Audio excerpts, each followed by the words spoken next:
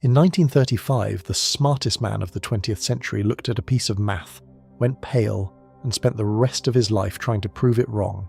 He failed. And in 2015, 3 different laboratories, working on 3 different continents, quietly confirmed the thing he could not accept. The world you see, the cup on your desk, the moon in the sky, the distance between you and the person sitting next to you may not be what you think it is. Tonight we are walking through what quantum entanglement actually proves, slowly and carefully, no shortcuts. So go ahead, hit subscribe, get comfortable, and stay with me. Because what comes next is not what Einstein wanted to be true.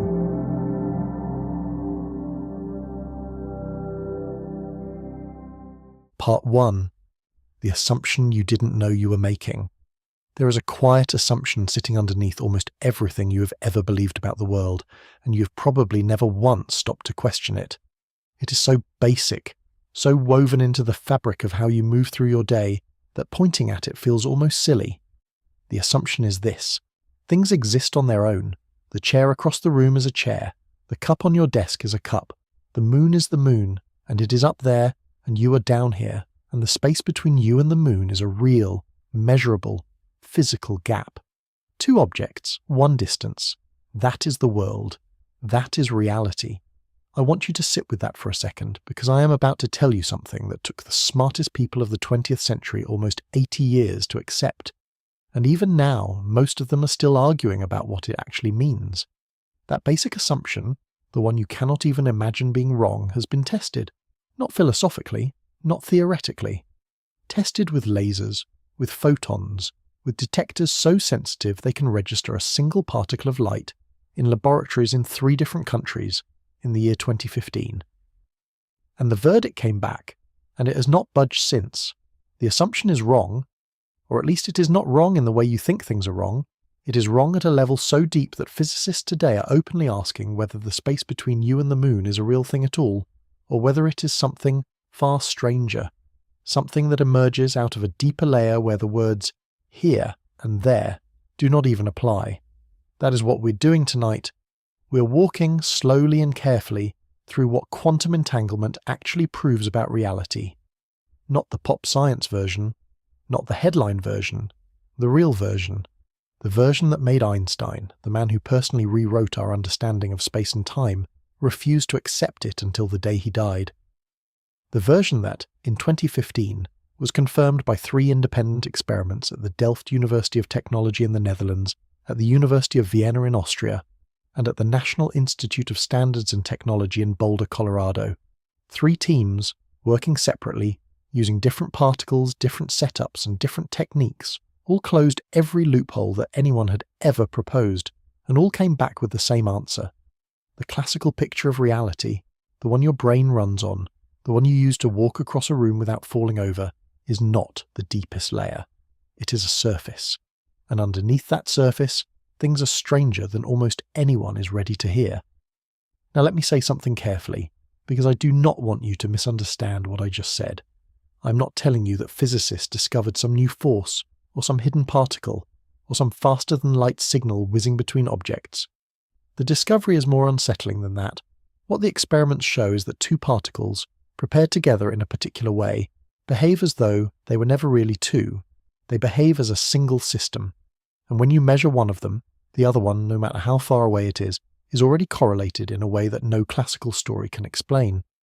Not because something travelled between them, not because a message was sent, but because, in some sense that we are still groping for the right words to describe, the separation between them was never as real as you assumed it was. I want you to feel the strangeness of that, because if you skip past it too quickly, you will lose the entire video. We are not talking about particles communicating. We are talking about systems that, at the level the math actually describes, were never separate to begin with. The phrase I want you to hold on to, all the way through, is this: 2 things that aren't really 2. Hold that, sit with it, because every step we take from here onward is just a slow unpacking of what that phrase costs you. This challenges centuries of intuition. The world that Isaac Newton handed us, the world your high school physics class is built on, runs on a simple rule. Objects are separate. They influence each other through forces. Forces take time to travel. If I push a ball, it rolls. If the sun pulls on the Earth, that pull crosses 93 million miles of space. And in Newton's old picture it does so instantaneously, and in Einstein's revision it does so at the speed of light. But either way, there are two things, the sun and the Earth. And there is a real distance between them, and something has to cross that distance for one to affect the other. That is the worldview your brain was built for. That is the worldview that lets you survive a Tuesday. And quantum mechanics, calmly and politely, takes that worldview into the back room and dismantles it. I am not going to be sensational about this. That is not my style, and that is not what this topic deserves. The facts are dramatic enough on their own. They do not need me waving my arms. What they need is patience. They need you to slow down and walk with me, because the question we are circling tonight is not the one you have probably been asked before. The usual framing is, how can two particles influence each other across space? That is the wrong question. That is the question Einstein was asking, and that is the question that even now gets repeated in popular articles, and it is the question that locks you into the wrong answer no matter how hard you think about it. The right question, the one that only becomes visible after you let the wrong one go, is this. Why do we think they are separate in the first place? That shift is what this whole video is. We are not here to explain entanglement to you. We are here to investigate something together. I am not above you on this. I do not have some clean answer waiting at the end. Nobody does. What I have are the experiments, the math, the history, and the increasingly strange directions that some of the most respected physicists in the world are now pointing in, and I want to walk you through all of it, in order so that by the end you will not just know what entanglement is, you will feel why it changes everything. Einstein resisted this with everything he had. We will get to him properly in a little while, but I want you to know now that he was not stupid about this. He was not slow. He understood the implications of quantum mechanics more deeply than almost anyone alive in his time, and that is exactly why he could not accept them. He spent the last 20 years of his life trying to find the flaw, the mistake, the missing piece that would put the world back together the way he believed it had to be. He died still believing there was something incomplete about the theory. And then, decades after his death, John Stuart Bell, an Irish physicist working at the European Organisation for Nuclear Research, found a way to actually test which side was right. And then, decades after that, the experiments came in, and they did not say Einstein was a little bit wrong. They said the picture of reality he was trying to defend simply does not exist. So we are going to follow that whole arc. We are going to look at what quantum mechanics says about the world before measurement, which is already weirder than people realise. We are going to look at how entanglement comes out of that, naturally, almost inevitably. We are going to walk through Einstein's last serious attempt to save the classical picture, the famous 1935 paper he wrote with Boris Podolsky and Nathan Rosen. We are going to look at Bell's elegant little inequality, the one that turned philosophy into something you could check with a voltmeter. We are going to walk through the experiments, all the way up to the cosmic Bell test in 2018, where physicists used light from quasars billions of light years away to set their detector angles just to make absolutely sure that no clever loophole was left standing. And then, at the end, we are going to look at where this is all pointing, which is somewhere genuinely strange, somewhere that suggests that space itself, the empty room between you and the wall, might not be the foundation of reality at all. It might be the surface, something else, something woven out of relationships and entanglement might be underneath. If separation is not fundamental, what is? That is the question we are walking toward. And before we can ask it properly, we have to break the assumption that separation is even real to begin with. So that is where we're going next, and the first crack in the floor is going to come from a place you might not expect. It is going to come from the strange fact that, before you measure them, particles do not actually have the properties you think they have. They do not have them. They are not hiding them. The properties are not there yet, and once you accept that, the door to everything else opens. Part 2, the first crack, reality without definite properties. Before we can talk about two particles being entangled, we have to talk about one particle being weird. Because if a single particle all by itself already breaks the rules of how you think reality works, then by the time we put two of them together, the strangeness is going to compound in a way that nothing in your everyday life prepares you for. And the foundational layer, the thing that sits underneath entanglement and makes it possible, is something called superposition. Now, you have probably heard the word.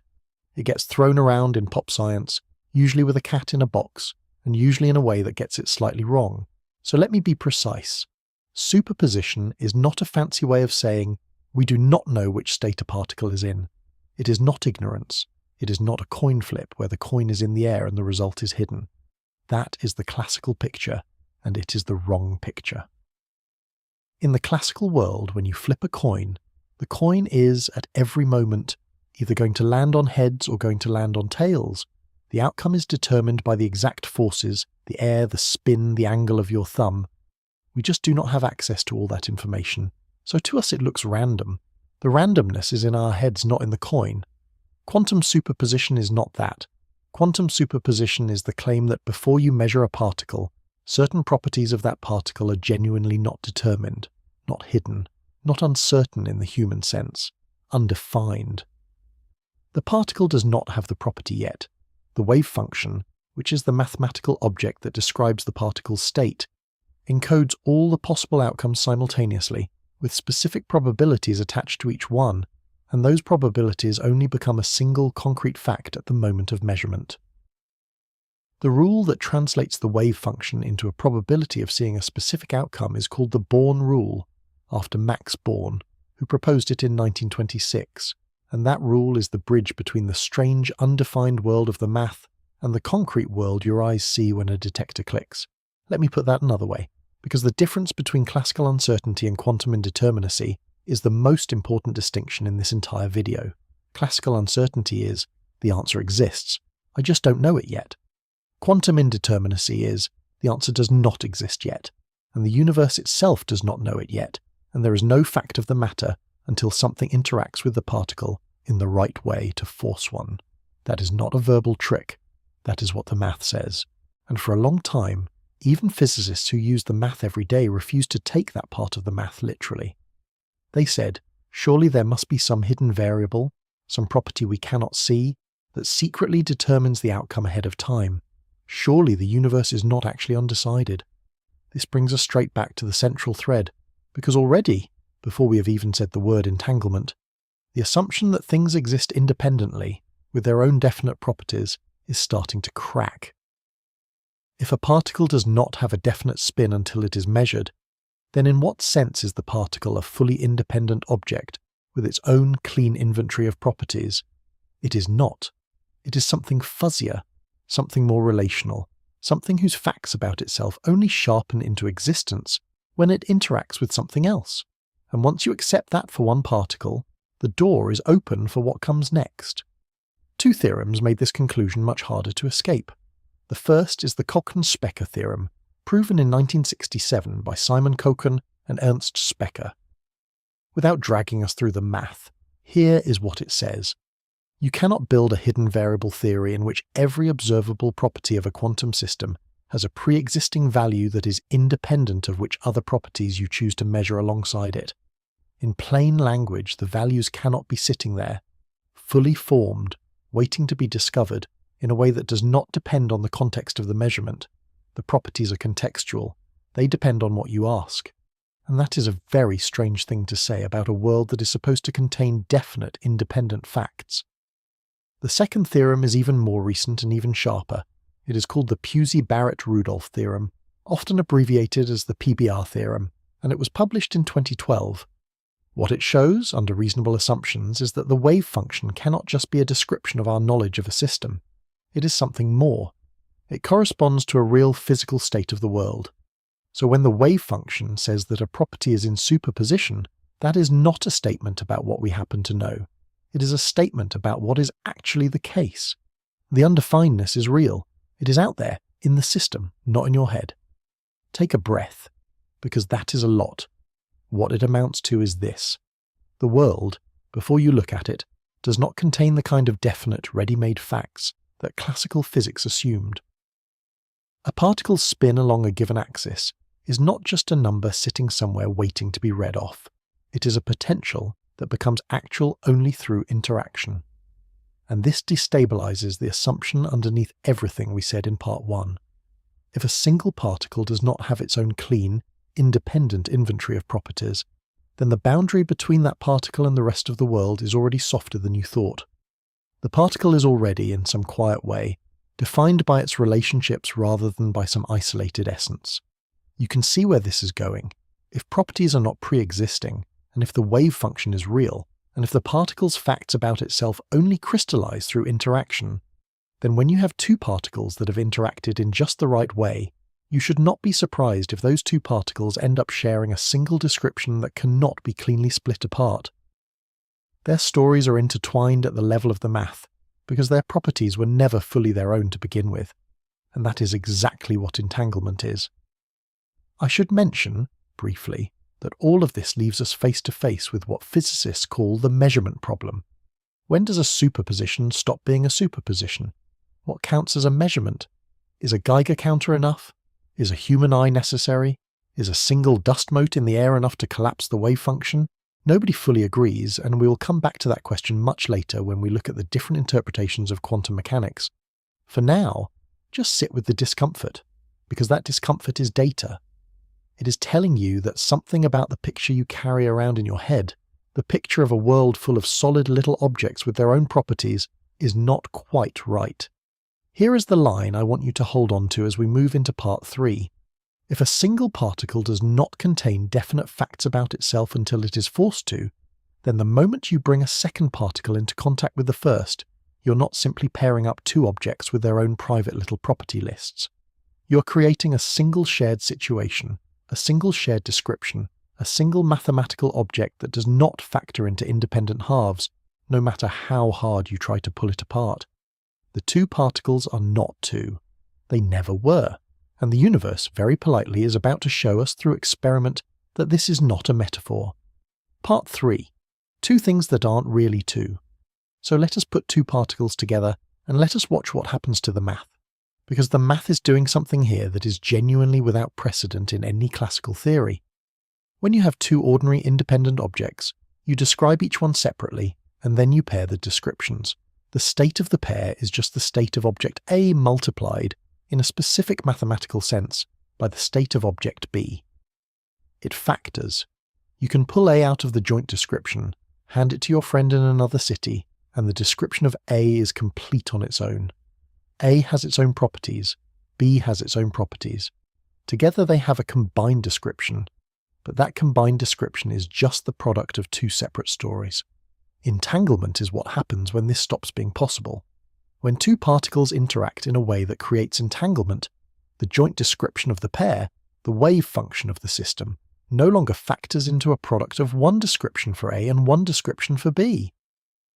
There is no clean way to write down a story about A by itself and a story about B by itself that, multiplied together, gives you the right answer for what the pair will do. The math refuses. The story of A and the story of B have become a single story, and that story is non-separable. That word non-separable is the technical term, and it is doing a lot of work. It is saying that, at the level of the actual mathematical object that describes the system, A and B are not two.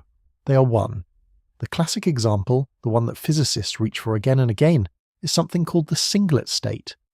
Imagine two electrons that have interacted in such a way that their spins are perfectly anti-correlated.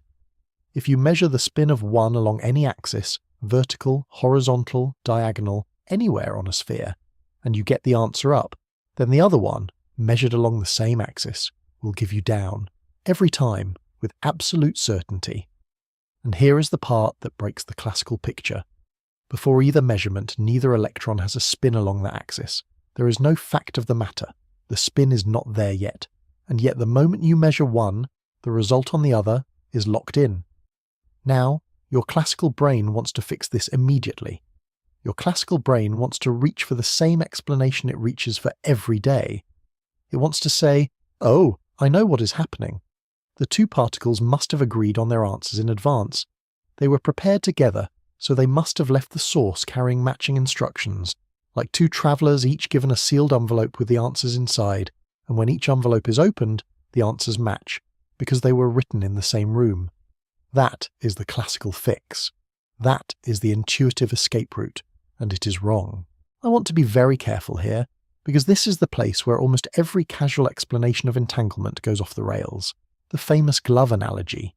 You have a pair of gloves, you separate them, you send one to Tokyo and one to New York, and when the recipient in Tokyo opens their box and sees a left glove, they know instantly that the box in New York contains the right one. There is no spooky communication.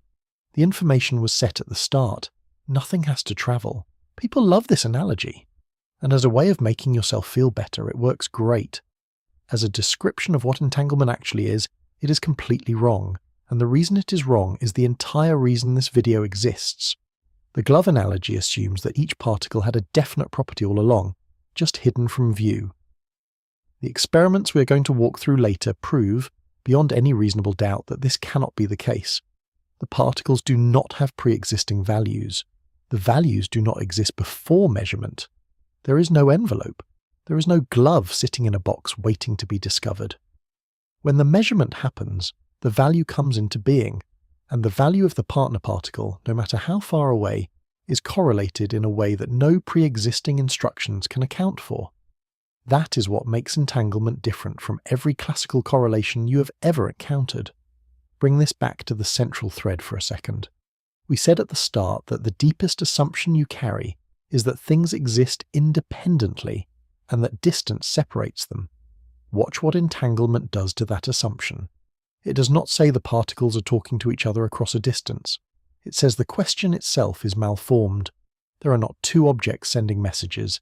There is one system whose mathematical description never split into two separate stories in the first place. The correlation is not a signal. The correlation is a structural feature of the joint state. It was always there, baked into the system from the moment of entanglement, not because of hidden variables, but because the system was, at the level the math actually cares about, a single thing. I want to address the speed question right now, because it haunts every conversation about this. People hear about entanglement and they immediately ask, so the influence travels faster than light? And the answer is, no influence travels at all. No signal, no information, no message. There is no time delay because there is no thing moving from A to B. Imagine asking how fast the matchingness of two shoes travels from one shoe to the other. The question does not pass. The shoes are matched because they are part of one pair. The matching is not a property that lives in the space between them. It is a property of the pair. Entanglement is like that, except that with the shoes the matching is set by a fact that already existed when the shoes were made, and with entangled particles the matching is real even when no such pre-existing fact is allowed to exist. How does entanglement get created in the lab? It comes naturally out of interactions. Whenever two quantum systems interact strongly enough, their states tend to become entangled. Photons get entangled by passing a higher energy photon through a special crystal that splits it into two lower energy photons whose properties are linked. A process called spontaneous parametric down conversion. Trapped ions, the kind used in some quantum computers, get entangled through laser pulses that couple their internal states. Superconducting qubits, the tiny circuits cooled to near absolute zero in machines from companies like IBM and Google, get entangled by carefully designed electromagnetic interactions on a chip. The point is, entanglement is not exotic in the sense of being rare, it is exotic in the sense of being everywhere, constantly being created and destroyed every time quantum systems interact, which is to say all the time, in every atom in your body, right now. That last part deserves a little more weight, because it connects directly to where we are going. If entanglement is constantly being generated whenever quantum systems interact, then the universe, far from being a collection of separate objects with neat individual properties, is more accurately described as a vast web of overlapping, intertwined, non-separable correlations. The sense of separation you experience, the feeling that the cup on your desk is its own object and you are your own object, and the air between you is empty space, is something that has to be explained, not assumed. We will get to how that classical experience emerges out of the quantum substrate when we talk about decoherence. For now, just notice that the burden of proof has flipped. The strange thing is not that two particles can be entangled. The strange thing is that anything ever looks separate at all. So Einstein, when he first saw this in the math, did exactly what you or I would do. He said, no, this cannot be right. There has to be something missing. There has to be a deeper story underneath, where the particles do have their properties all along, and quantum mechanics is just an incomplete description of that deeper, sensible reality. He sat down with two younger collaborators and they wrote a paper, and that paper became one of the most influential and most stubbornly wrong arguments in the history of physics. And we're about to walk through it carefully, because to understand why Einstein was wrong, you have to first understand exactly how right he sounded. What if, after a lifetime of being the smartest person in the room, the thing that finally outsmarted you was not another physicist, but reality itself? Part 4. Albert Einstein's Last Stand. In 1935, Albert Einstein, working with two younger physicists named Boris Podolsky and Nathan Rosen, published a 4-page paper in the journal Physical Review with a title that asked a question. Can quantum mechanical description of physical reality be considered complete? The paper has come to be known by the initials of its three authors, the EPR paper, and it is, even today, almost 100 years later, one of the most carefully argued, beautifully constructed wrong answers in the history of science. I want to be clear about that word wrong. The paper is not wrong because Einstein was confused. The paper is wrong because reality, when finally tested, refused to play by the rules Einstein took for granted. And the reason you need to understand the paper is that it pinpoints, with surgical precision, the exact place where classical intuition snaps. The setup is simple in spirit, even if the math is a bit involved. Einstein and his collaborators imagined a pair of particles that had interacted in the past and were now far apart. Quantum mechanics, they noted, predicts that these particles will be correlated. If you measure one, you instantly know something about the other, even if it is in another galaxy. From this, they built an argument, and the argument has the shape of a fork. It has two prongs, and Einstein wanted you to pick one. Prong number 1. Maybe quantum mechanics is right that the particles do not have definite properties before measurement. In that case, when you measure particle A, the measurement somehow forces particle B to have a property it did not have a moment before, even though B is far away. That is, in Einstein's mind, faster than light influence. That is action at a distance.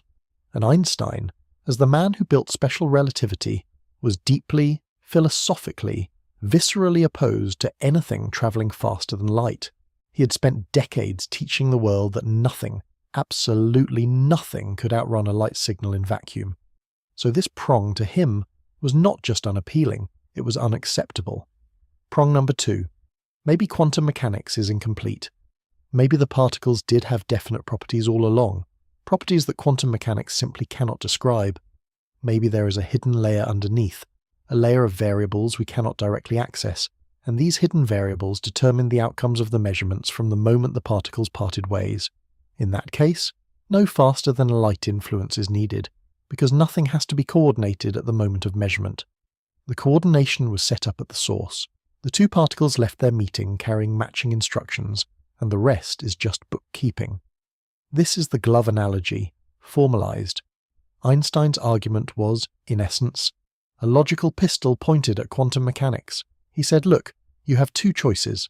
Either the theory is non-local, which violates relativity, or the theory is incomplete, which means there is a deeper layer underneath waiting to be discovered.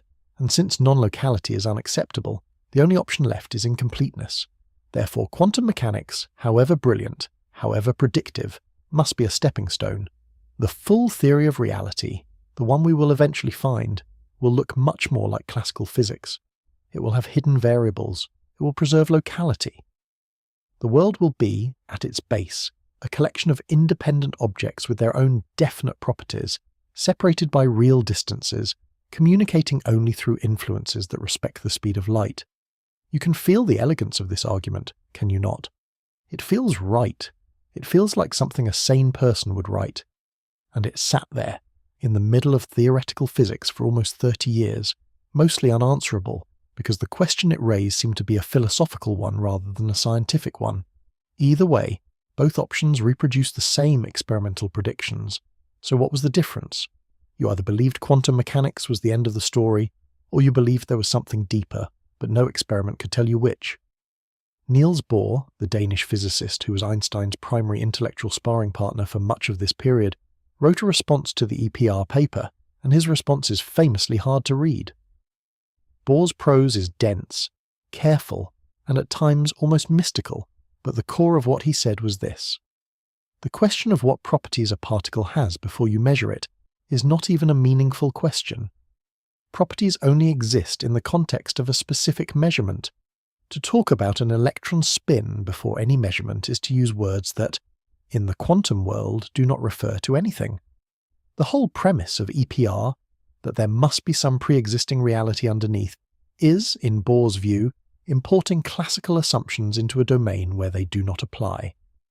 This was the philosophical divide. Einstein was a realist. He believed there is a real world out there, with real properties, that exists whether or not anyone is looking at it. Bohr was, in a softer sense, an operationalist. He believed that what we can sensibly say about the world is limited to what we can measure, and that the apparatus and the observed system form a single, indivisible whole. These are not just different physics positions, they are different metaphysics. And for 30 years the argument between them sat in a kind of philosophical limbo, with neither side able to land a knockout punch. Bring this back to the central thread, because it is easy to get lost in the historical drama. Einstein's whole effort was, at its root, a defense of the assumption we started with. Things exist independently. Distance is real. Influences cannot exceed the speed of light. He was not fighting quantum mechanics out of stubbornness. He was fighting it because if quantum mechanics was complete, then the deepest layer of reality did not respect any of those assumptions, and he, of all people, understood what was at stake. He had already, with his work on relativity, rebuilt our understanding of space and time once. He was not afraid of revolutions. He simply did not believe that this particular revolution could be the right one, because the cost, in his view, was the structure of reality itself. There is a phrase, often attributed to him though the exact wording varies, that captures his frustration: spooky action at a distance. He used it in correspondence and conversations to mock the idea that one particle could influence another instantly across space. To him, it was so obviously absurd that the very absurdity was a clue. Reality, he believed, could not actually be like that. Therefore, the theory describing such a reality must be missing something. Spooky action at a distance was, for Einstein, a reductio. He thought naming it would kill it. He was wrong, and what is more, the universe seems to have a sense of humour, because that phrase, intended as a dismissal, has become one of the most popular descriptions of what entanglement actually is. Spooky action at a distance is now plastered across textbooks, popular articles, and documentaries, except now it is used by people defending the very phenomenon Einstein was attacking. The label survived. The argument did not. For the last 20 years of his life, Einstein continued to insist that quantum mechanics, however practically successful, must be an approximation.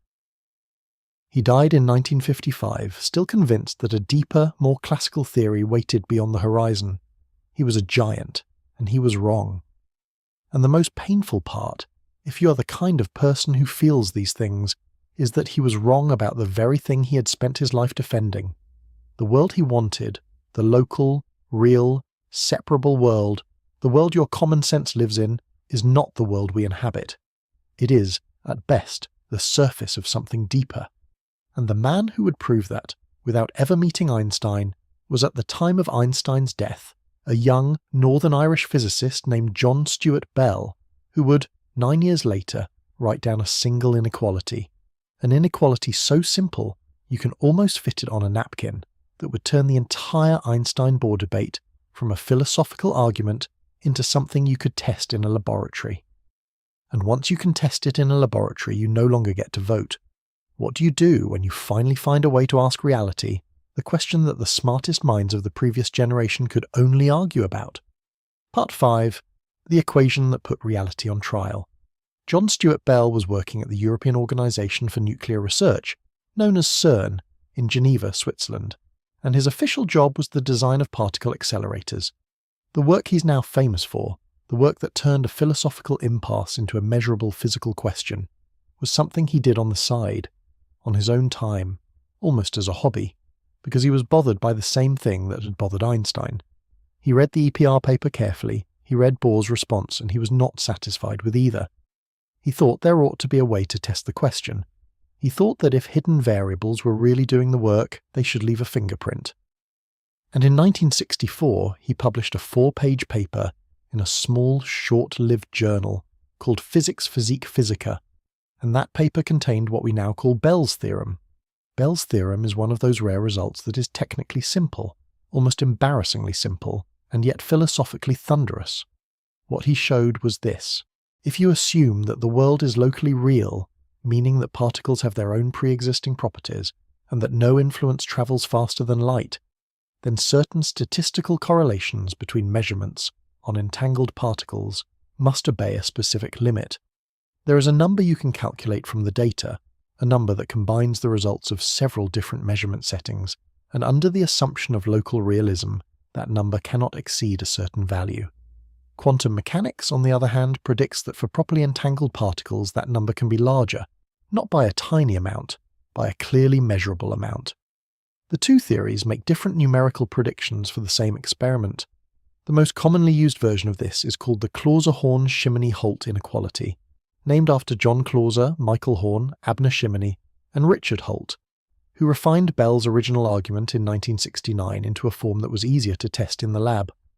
In the CHSH form, the relevant number, often called S, is bounded by 2 if local realism is true. So the classical bound is S is less than or equal to 2. Quantum mechanics, however, predicts that for entangled particles measured in the right combinations of settings, S can reach up to 2 times the square root of 2, which is about 2.828. The gap between 2 and 2.828 does not look huge on paper, but in experimental terms it is enormous, far larger than any reasonable margin of error. There is plenty of room for reality to give us a clean answer. Let me put what this means in plain language, because the math is doing something philosophically extraordinary. Bell took the entire Einstein-Bohr debate, the entire argument about whether reality is locally real or fundamentally non-separable, and he reduced it to a single inequality involving statistics from a real experiment. Either you measure an S value that stays below 2, in which case Einstein was right, the world has hidden variables, locality is preserved, and quantum mechanics is incomplete. Or you measure an S value above 2, in which case local realism is dead, hidden variables of the kind Einstein wanted are impossible, and the universe really does behave the way the math says it does.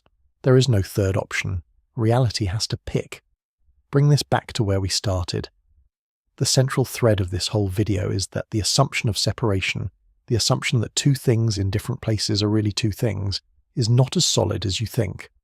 Bell's theorem is the moment that assumption stopped being a matter of philosophical taste and became a matter of experimental fact. Before Bell, you could be a perfectly respectable physicist and just say, well, I prefer to think of the world as locally real, and quantum mechanics is just a useful tool. After Bell, you could not say that anymore, because Bell had shown that local realism makes a different prediction than quantum mechanics, for an experiment that anyone, with enough patience and enough good equipment, could actually do. The disagreement was no longer about words, it was about numbers, and numbers can be checked. There is one more piece of the puzzle that fits in here, called the Cyrulson bound, named after the Russian-Israeli mathematician Boris Cyrulson, who proved in 1980 that quantum mechanics itself cannot exceed the value of 2 times the square root of 2 for the CHSH quantity. This is interesting because it tells us something about the universe. Quantum mechanics violates the classical bound, but only up to a specific point. It does not violate it as much as it could in principle. There are imaginable theories, sometimes called superquantum theories, that would allow correlations even stronger than what quantum mechanics predicts, all the way up to a value of 4. But our universe, when actually tested, lands at exactly the quantum prediction, 2 times the square root of 2, not higher. Why the universe stops there and not somewhere else is itself an active research question, and it hints that there is something even deeper going on, some constraint we have not fully understood, that puts a ceiling on how non-local reality is allowed to be. For our purposes tonight, the key point is this. Bell gave us the courtroom. He gave us the procedure. He gave us the way to put reality itself on the witness stand and ask, are you locally real or are you not? And once that procedure existed, it was only a matter of time before someone built the experiment. The technology was not ready in 1964. You needed sources of entangled particles, you needed detectors fast enough to do the measurements before any signal at light speed could pass between them, and you needed statistical samples large enough to leave no room for chance. All of that took time, but the question was now answerable, and once a question becomes answerable in physics, the answer is coming sooner or later. What no one quite expected was just how decisively the answer would arrive, and how many cracks reality would offer along the way for the defenders of locality to crawl through, and how, one by one, those cracks would all be sealed shut. The first attempt to actually run Bell's experiment was about to happen, and the man who would run it, a young American physicist working at the University of California, Berkeley, was about to do something that would, decades later, win him a Nobel Prize. But on the night the first results came in, no one yet knew what they were watching. They only knew that the question had been asked, and reality, finally, was about to answer. Part 6. The Night Reality Lost. In 1972, a physicist named John Clauser, working at the University of California, Berkeley, with a graduate student named Stuart Friedman, performed the first real experimental test of Bell's inequality. They used pairs of photons emitted from excited calcium atoms, sent them through polarizing filters at different angles, and counted the coincidences. The math of Bell's theorem turned the resulting statistics into a number, the kind of number we just discussed, the one that should stay below a classical bound if local realism was true. The number came back above the bound. The inequality was violated. Quantum mechanics had won the first round. It was not, however, a clean knockout. The experimental setup had loopholes. Loopholes, in this context, are not flaws in the theory. They are escape hatches in the experiment. They are ways that a stubborn defender of local realism could, in principle, point and say, well, sure, the inequality was violated, but maybe the detectors were biased, or maybe the angles were not chosen quickly enough to rule out a signal travelling between the two sides, or maybe the source did not produce a representative sample of pairs. Loopholes are real. They are not paranoid quibbling. If you're going to claim that you have overturned the deepest assumption of classical physics, you owe the world an experiment so airtight that the only way to deny the result is to deny logic itself. 10 years after Clauser's first test, in 1982, a French physicist named Alain Aspect, working at the Institut d'Optique near Paris, ran a much more sophisticated version of the experiment. Aspect's setup did something clever. He used acousto-optical switches that changed the orientation of the polarizers very rapidly. While the photons were already in flight from the source to the detectors, the switching happened too fast and the detectors were too far apart for any signal travelling at the speed of light to coordinate the choices on the two sides. This addressed what is called the locality loophole, the worry that somehow the choice of measurement on one side could secretly inform the other. Aspect's results, like Clauser's, violated the Bell inequality, and they did so under conditions that closed the most worrying loophole of all. Bring this back to the central thread, because it is easy to get tangled in experimental details. What Aspect was doing was not just refining a measurement, he was tightening the noose around the assumption that reality is locally real. Every loophole closed was another defense of separation that no longer worked. Local realism, the picture in which two distant objects are genuinely separate and can only influence each other through signals respecting the speed of light, was being slowly suffocated year after year, experiment after experiment. But there were still loopholes left after Aspect. The biggest one was the detection loophole, the worry that maybe the detectors were only catching a small biased fraction of the photons, and the photons that escaped detection might somehow have rescued local realism if only they had been seen. There was also the freedom of choice loophole, the worry that the random number generators choosing the detector settings might themselves be subtly correlated with the source. And there was the worry that no single experiment, no matter how clean, had managed to close all of these loopholes simultaneously. Each experiment closed some loopholes while leaving others open, and a determined skeptic could always say, well, you got the locality loophole this time but not the detection loophole, and last time you got the detection loophole but not the locality one, so I am going to keep believing in local realism. In 2015, that game ended.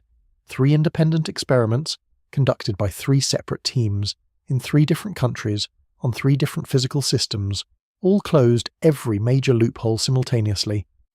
The first was at the Delft University of Technology in the Netherlands, led by a physicist named Ronald Hansen. His team used entangled electron spins in nitrogen vacancy defects in diamond crystals, separated by about 1.3 kilometers across the university campus, with random measurement settings chosen by independent quantum random number generators. The second was at the University of Vienna in Austria, led by Marissa Justina and Anton Zeilinger, using entangled photons.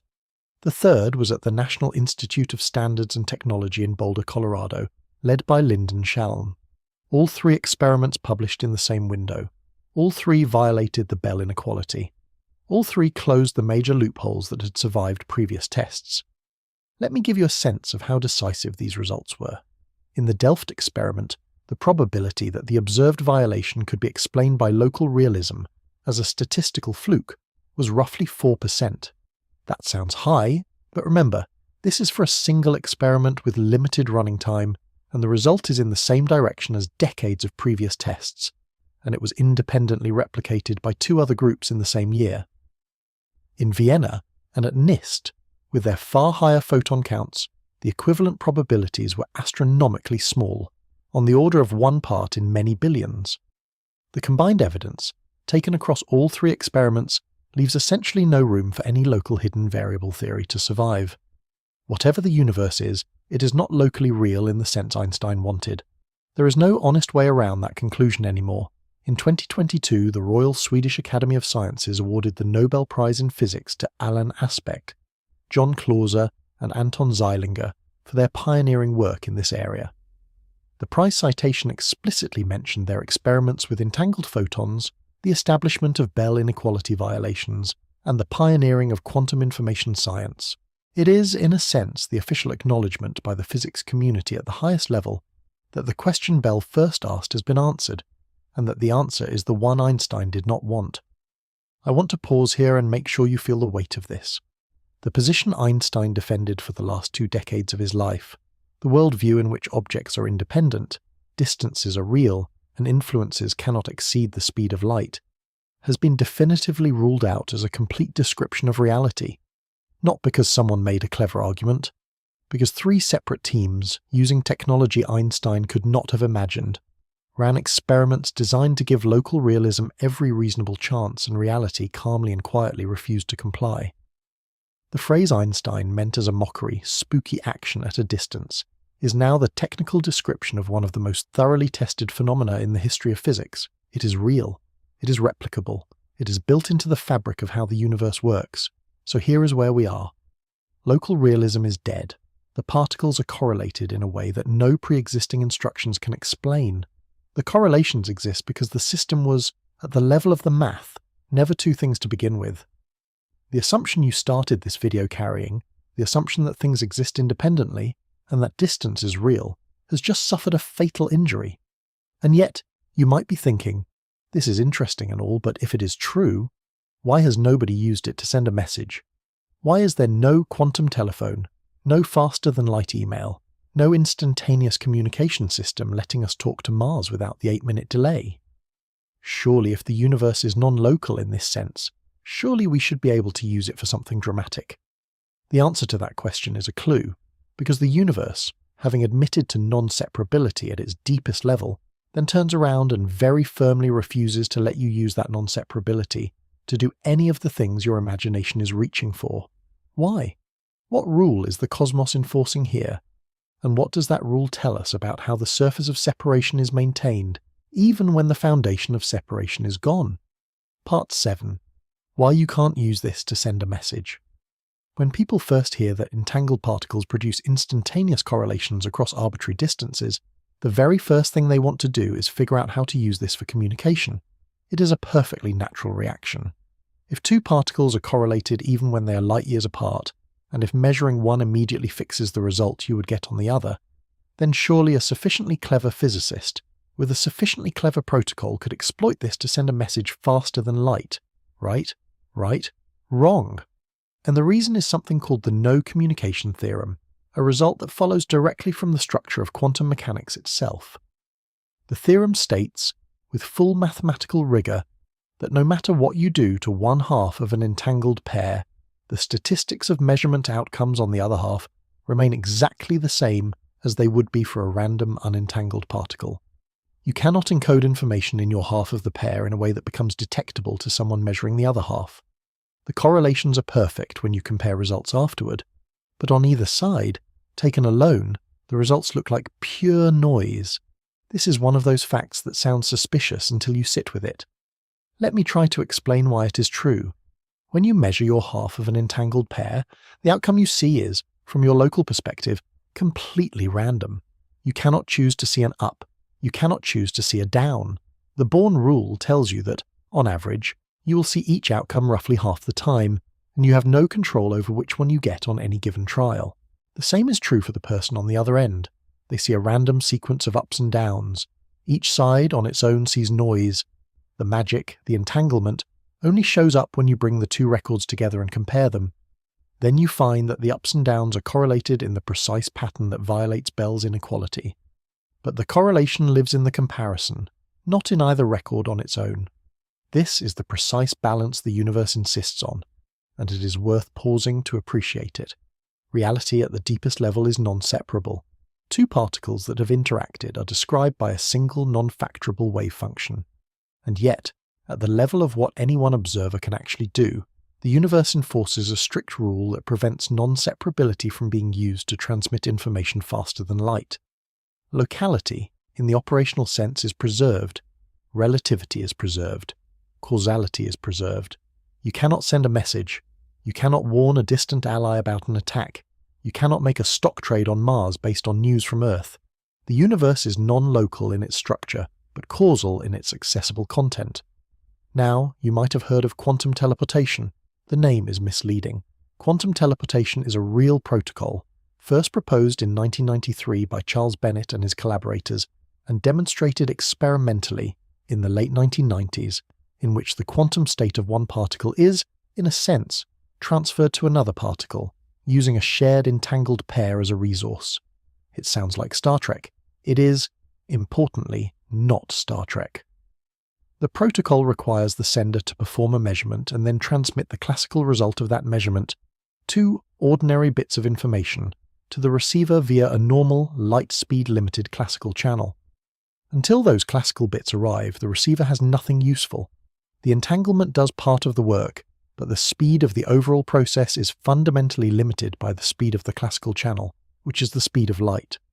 Quantum teleportation does not break causality. It just shifts what the entanglement is doing inside a protocol that, viewed from outside, still respects relativity. So bring this back to the central thread, because the no communication theorem is doing something philosophically deep. We have established that, at the deepest level, separation is not fundamental.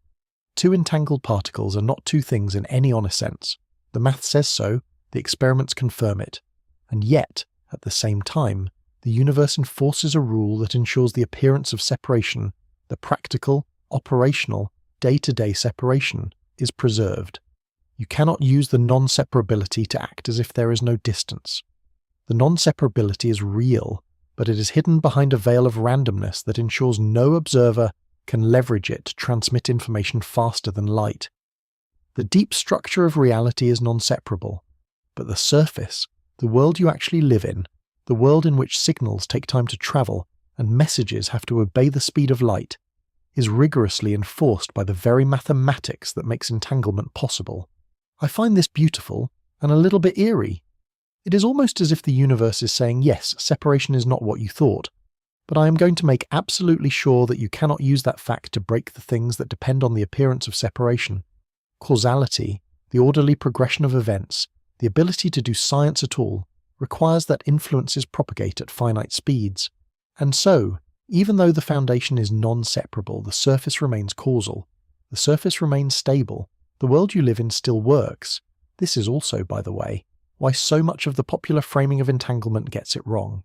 People hear about it and immediately leap to faster-than-light communication, to telepathy, to messages crossing the universe instantly. None of that is happening. The actual implications are subtler, and in some ways more profound, because they tell us not just about what reality is, but about how reality manages to look the way it looks, despite being, at its base, something quite different.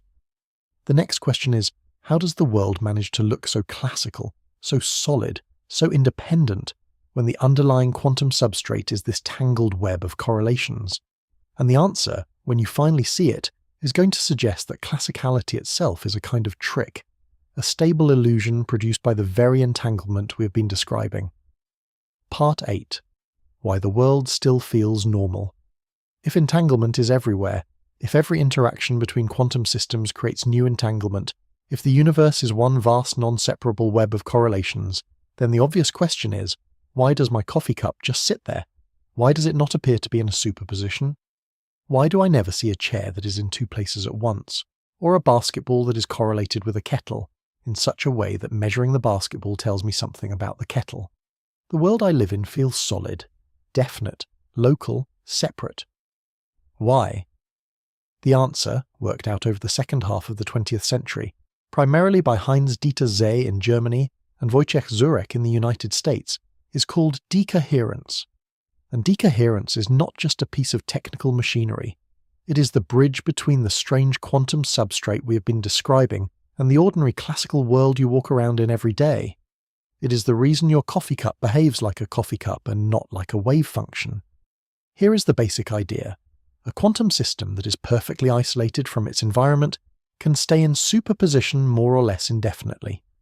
The wave function evolves smoothly, the superposition persists, and all the strange quantum behavior is on full display.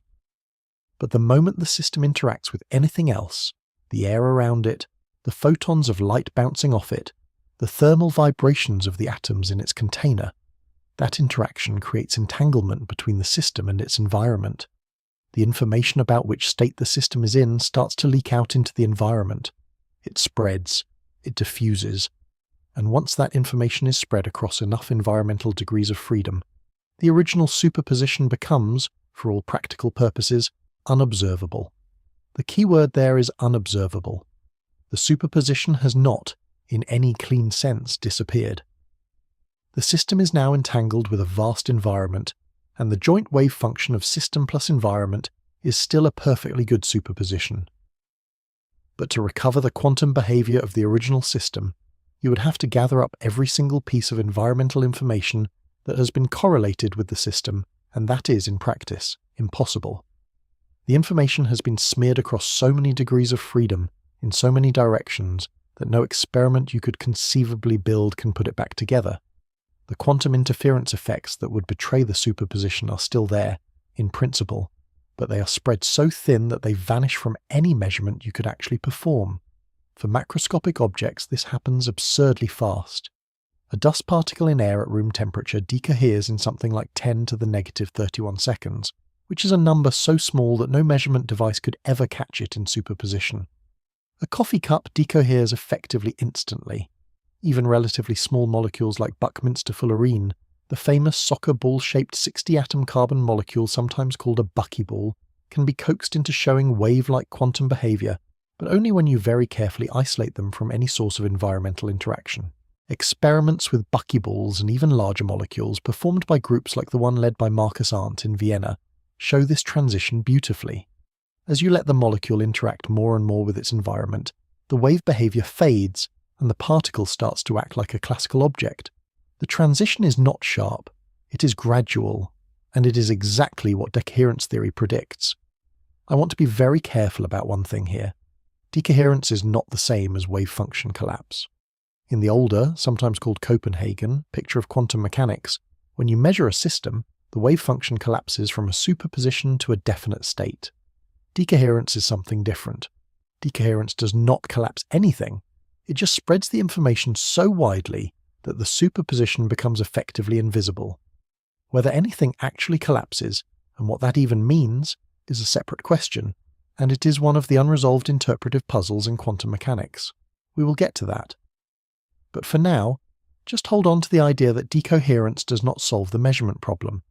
It explains why you do not see superpositions of cats, but it does not explain why, when you look, you see one definite outcome rather than another. So now bring this back to the central thread, because decoherence is doing something extraordinary in the story we're telling.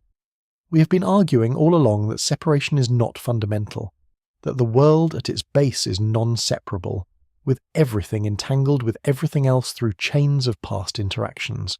And that is true. But decoherence tells us why this universal entanglement does not produce a world that looks weird. It produces a world that looks classical, solid, independent, separate. The very thing that, at the deepest level, dissolves the boundaries between objects when amplified across vast numbers of interactions, also explains why the boundaries between objects appear so firm at our scale. The classical world, the world of definite chairs and cups and moons, is not a separate layer underneath the quantum world. It is the shape that quantum reality takes when entanglement spreads out far enough that no one observer can recover its full structure. Let me say that one more time, because it is the heart of why decoherence matters for our story.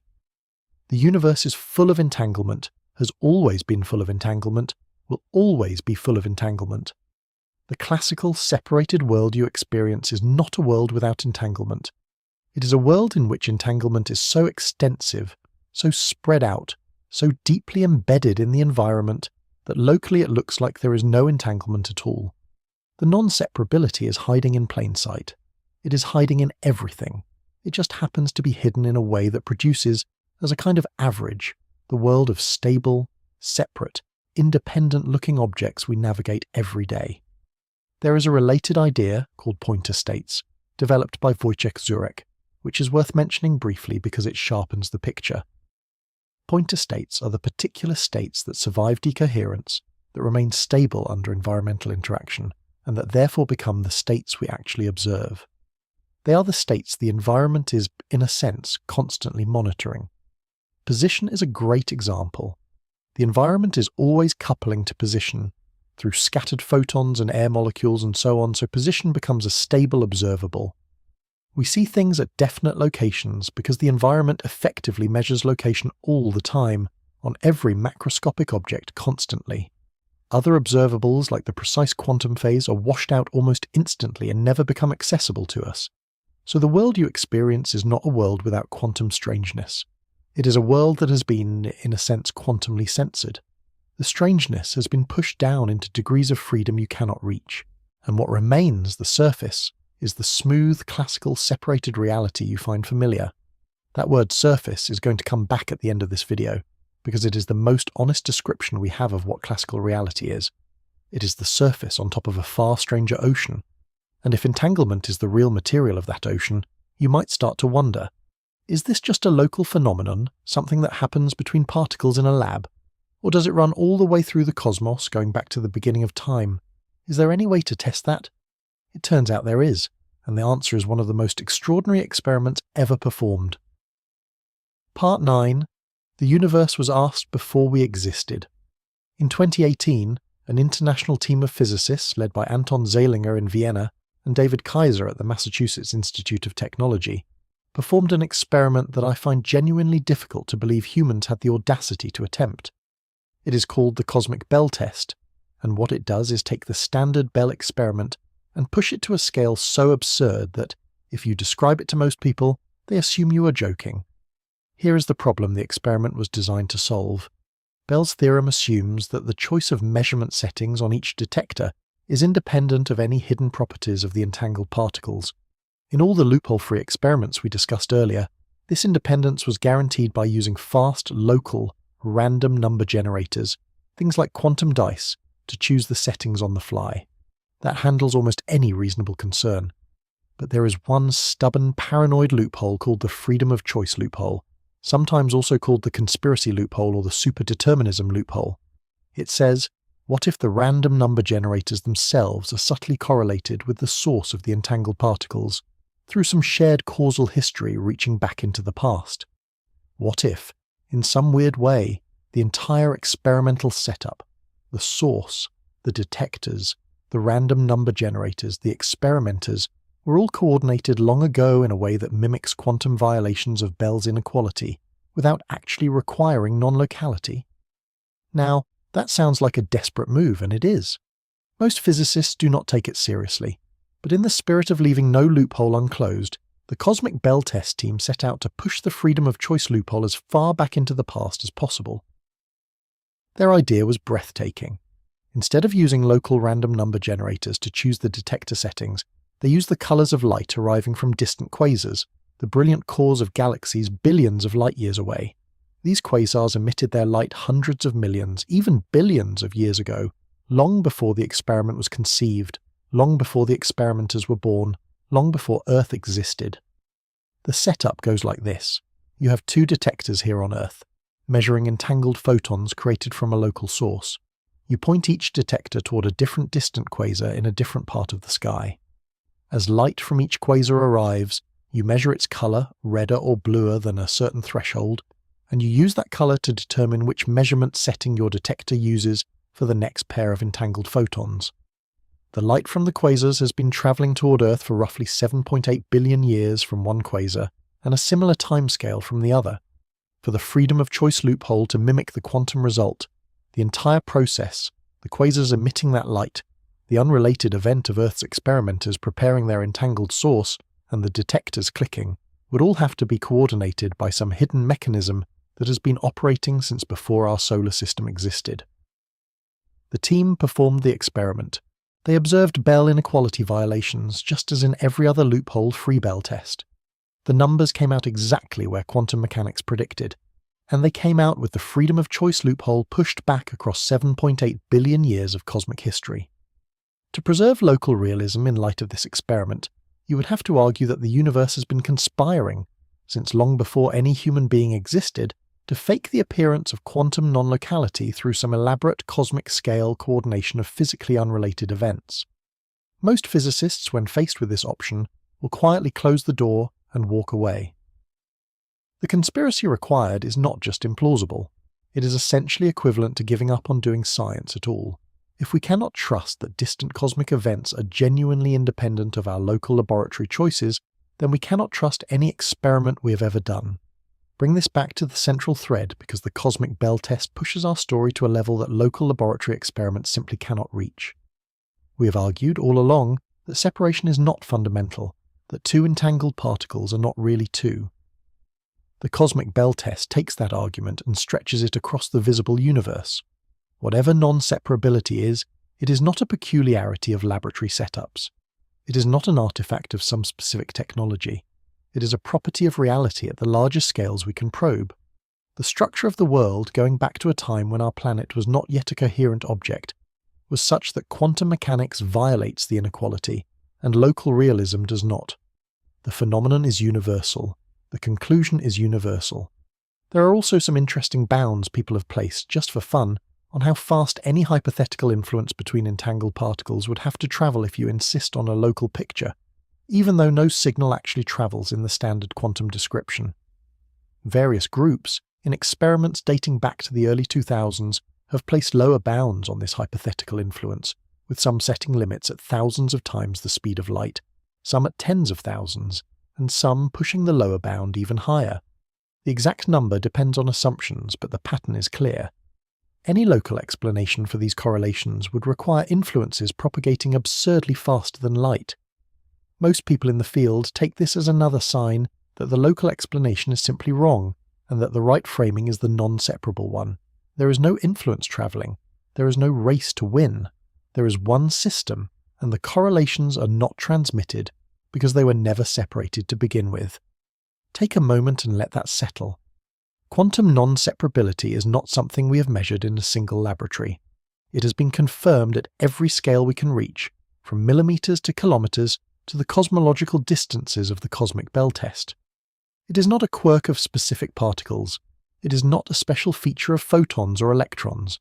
It is a structural property of how quantum systems relate to one another, and it appears to apply as far as we can tell universally. So what does this mean? If non-separability is built into the cosmos, if it goes all the way back, if it crosses every scale, then the question we are circling becomes harder and harder to dodge. What is space? What is distance? Why does the world behave as if it is made of separate, distant things, when the underlying mathematics never really treats it that way? Some of the most prominent physicists alive today are now, openly and seriously, asking whether space itself, the apparent fabric of distance and separation, might be something that emerges out of entanglement, rather than the other way around. And that is where we're going next, because if that idea is right, it does not just rewrite quantum mechanics, it rewrites everything. But before we walk through that, we have to deal with one more thing, a kind of speed bump. Because once you start asking what entanglement really means, you discover that there are not one but many different stories about what is going on, all of them making the same predictions, none of them currently testable against each other, and yet all of them in different ways, agreeing on the one thing that matters for our story. Part 10. 6 different universes, same data. There is a strange and slightly uncomfortable fact about quantum mechanics that has to be mentioned before we go any further. The mathematics of quantum mechanics, the equations, the predictions, the experimentally verified numbers, are not in dispute. Everyone in the field uses the same math. Everyone gets the same answers. Where physicists disagree, often quite passionately, is on what the math means. What is actually happening when a measurement occurs? What is the wave function? What is real and what is just a tool? These questions divide the field into different camps, called interpretations of quantum mechanics, and they are, in a real sense, different stories about the same underlying experimental facts. The Copenhagen interpretation, associated with Niels Bohr and Werner Heisenberg, is the one most physics students encounter first.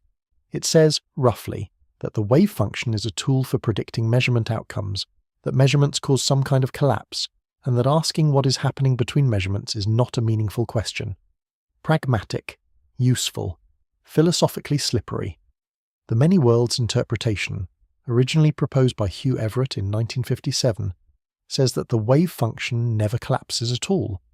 Every possible outcome of every measurement actually happens, in a vast branching structure of parallel realities, and what looks like collapse to you is just the branching of the universe into different versions, in each of which a different outcome was observed. Pilot wave theory, developed by Louis de Broglie and David Bohm, says that particles really do have definite positions at all times, guided by a hidden wave that determines their motion, but the theory pays for this realism by being explicitly non-local. The Ghirardi-Rimini-Weber theory, often called GRW, modifies the equations of quantum mechanics to include a tiny but real spontaneous collapse for every particle, occurring rarely for individual particles but constantly for macroscopic objects made of many particles. Quantum Bayesianism, often shortened to cubism, treats the wave function as a description of an agent's beliefs about future measurement outcomes, rather than as a description of the world itself. And relational quantum mechanics, developed by Carlo Rovelli, argues that quantum states are always relative to a particular observer, and that there is no observer-independent fact of the matter about what state a system is in. All of these interpretations, and several others I have not mentioned, reproduce the same experimental predictions. They all account for Bell test violations. They all explain the cosmic Bell results. They all match the entire body of confirmed quantum mechanics. They differ in their stories about what is really going on, but those stories have so far not been distinguishable by any experiment. This is a strange situation in physics. Usually when there are competing theories, you can design an experiment that tells them apart. Here, you cannot, because they all agree on what the experiments will show. Bring this back to the central thread, because this is where the connection matters most. Despite all their philosophical disagreements, every viable interpretation of quantum mechanics, without exception, accepts that the world at its base is non-separable. They tell different stories about what non-separability means. Many worlds explains it through branching. Pilot wave explains it through a non-local guiding field. Copenhagen shrugs and says do not ask. Cubism reframes it in terms of correlated beliefs of agents. Relational quantum mechanics says the correlations are perspective dependent. But none of them, and I cannot stress this enough, none of them gets to keep the classical picture in which two distant particles really are two completely independent objects with their own pre-existing properties. Local realism is dead in every interpretation. The interpretations differ on what replaces it, but they all agree it has to go. That is genuinely important to understand. When you read popular accounts of quantum mechanics that sometimes say things like, well, it depends on your interpretation, or that is just the Copenhagen view, or you can avoid that conclusion in many worlds, you should be cautious.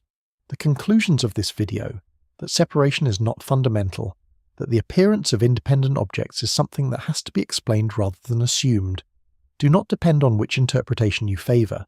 They are theorems and experimental results that constrain all interpretations equally.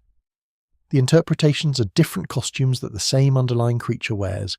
The creature in every case is non-separability. Which interpretation will eventually win out, if any, is genuinely open. It is one of the most active questions in the foundations of physics, and very smart, very thoughtful people disagree, sometimes vehemently.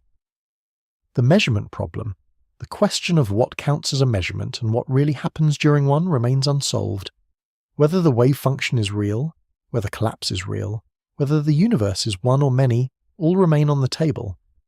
But for our purposes tonight, all we need to know is that whichever interpretation turns out to be right, the assumption you started with, the assumption that things exist independently and that distance is real in the deeper sense, does not survive in any of them. The universe, in every story we have been able to tell about it that fits the data, is not built out of independent things separated by real distances. It is built out of something else, and we're now going to look at what that something else might be. Part 11. What if space is the illusion?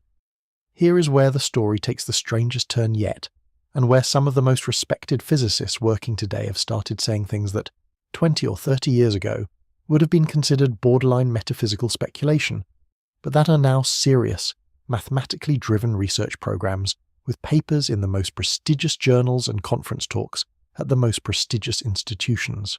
The idea is this: maybe space itself, the smooth fabric of distance and geometry that you and I take for granted, the empty room between you and the wall, the gulf between the Earth and the Moon, the unimaginable stretch of nothing between our galaxy and the next, is not a fundamental feature of reality. Maybe it is something that emerges out of entanglement. Maybe entanglement is not a thing that happens between objects in space. Maybe space is a thing that happens between objects that are entangled. Stop and read that again slowly, because the order of those words matters more than almost anything else we're going to say tonight. I know how that sounds. I'm going to walk you through it carefully, because while it is speculative, it is not crazy. It is not the kind of thing a tired physicist mutters at midnight after too much coffee. It comes out of some of the most successful theoretical work in modern physics, work that has reshaped how we think about quantum gravity over the last quarter century, and it is being pursued by people whose track records demand to be taken seriously. These are not fringe figures. These are the people whose papers your physics professor probably has bookmarked. The story really gets going with the work of Juan Maldacena, an Argentine-American physicist at the Institute for Advanced Study in Princeton, the same institute where Einstein spent his later years, walking those same hallways, probably wrestling with versions of the same questions we are circling tonight. In 1997, Maldacena published a paper proposing what is now called the AD/CFT correspondence, also known as the holographic duality. That paper has been cited tens of thousands of times. It is one of the most influential pieces of theoretical physics written in the last 50 years. Without going into the technical details, what AD/CFT says is that a theory of quantum gravity in a particular kind of curved spacetime called anti-de Sitter space is mathematically equivalent to a quantum theory without gravity living on the boundary of that space, called a conformal field theory. The bulk and the boundary describe the same physics. They are two different languages telling exactly the same story. The geometry of the bulk space, including its gravitational dynamics, can be reconstructed entirely from the entanglement structure of the boundary theory. This was and is a stunning result, and it is hard to overstate how stunning. It means that, in this particular setup, gravity and geometry are not fundamental. They are emergent. They emerge out of the quantum correlations of a system that does not, by itself, contain any gravity at all. There is no curvature in the boundary theory. There is no space-time in the boundary theory in any obvious sense. And yet, when you read the boundary theory in the right way, a curved space-time full of gravity comes out the other side, like a hologram lifting off a flat surface and standing up in 3 dimensions. Now, AD/CFT applies to a kind of universe that is not quite our universe. Anti-de Sitter space has a different shape than the one we appear to live in. Our universe seems to be expanding and slightly de Sitter rather than anti-de Sitter, and translating the lessons of the AD setup into the cosmology we actually inhabit is one of the hardest open problems in theoretical physics. But the general idea that geometry can emerge from entanglement is enormously suggestive, and it has driven a tremendous amount of follow-up work attempting to extend the insight to more realistic settings. Think of AD/CFT as a clean laboratory, a controlled environment where the relationship between entanglement and geometry can be studied with mathematical precision. The hope is that whatever is true in that laboratory tells us something true about the messier, more complicated universe we live in. One of the most striking developments in this program is a conjecture proposed in 2013 by Maldacena and Leonard Susskind, an American physicist at Stanford and one of the original architects of string theory, called ER = EPR.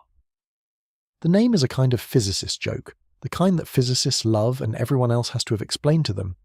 ER refers to Einstein-Rosen bridges, the original term for what we now call wormholes, theoretical tunnels through space-time that Einstein and Nathan Rosen described in a paper in 1935. EPR refers to the Einstein-Podolsky-Rosen paper on entanglement, also from 1935. The conjecture is that these two seemingly unrelated 1935 papers, both with Einstein's name on them, both written in the same year by the same person who never quite reconciled them in his lifetime, are actually about the same thing.